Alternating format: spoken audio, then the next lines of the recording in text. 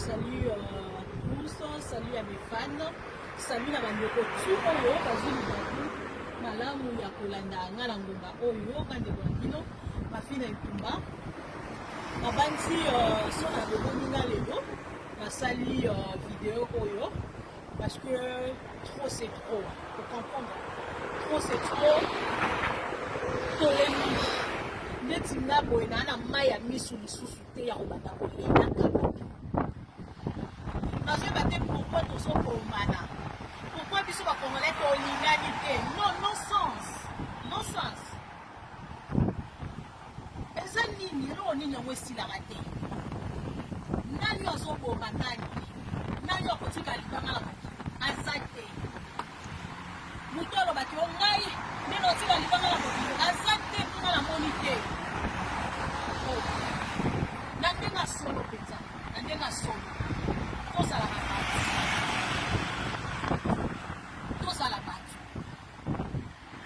bandeko na biso bacomédie bakufisi bato tro tobungisi bato ebele soki bandi kotanga na pasi na soni na mawa bato bazokufaka kaka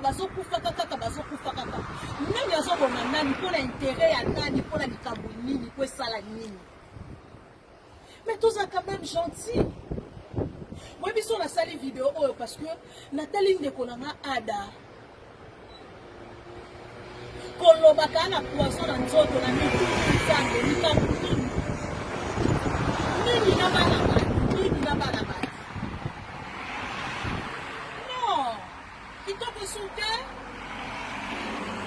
kitoko ata moke te kitoko te Ada, Raïs, l'autre là c'est qui? Fanti. C'est qui encore? Comment les Kiminga Sokeye? Tangi la bino. Bonzo tche la baba. Bonzo dire à peine à poisson pour moi. Ils sont pas bino. Bino n'y ont sorti bongo, bonzo qui 4, bonzo qui 5. Autant lire poisson. Pourquoi ça? Pourquoi l'Afrique? Toujours l'Afrique, toujours. On l'invité kitoko te. Nazo balandeko ye musana zwi kaka kwa bolaka. Soki mama soki papa pour no beko ya. Pour muta kotika la éternel na sango yo asate. Le tout non c'est quoi beaucoup. Parce que des fois son avance na mitani na okana mama.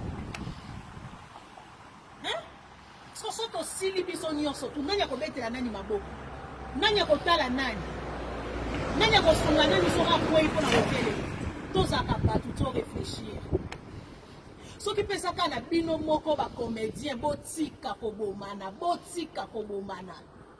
soki pesa bacomédien kala nde nazoko bacomédien kala balingi bacomédien sika te oko bango bazwa te oko bango baye na retard soki ekomi kofuta lelo mpona bacomédien sika yango bacomédien kala bayoka swa na otuna comédien nini ya kala oyo akoki koluka koboma comédien ya sika ya lelo mpo sika na kala mpe ezali sika na kala ezali ndeti na nsambo sika na kala nayebi te oza na chance ya kobima etwala makasi obili oyebani oza na chance ya kobima te kobili mpe tovandi sika na kala eza te vitesse internet oui c'est bien bon. Mais je pense pas que mutema mabe koko tatina niveau wana to luka ndoki wapi. Toke luka bandoki na ba famille ya banto, toke ko luka bandoki bisika to fréquentaka, toke ko luka bandoki ka place biso moko to vandi. Vraiment j'en ai marre. Ça me fait bien. Merci, dans un samalo. Vraiment ça ne va pas. Ça ne va pas. Il faut ton bon voilà. Il faut ton bon voilà. Tika makambo parce que eza bien te bien tanke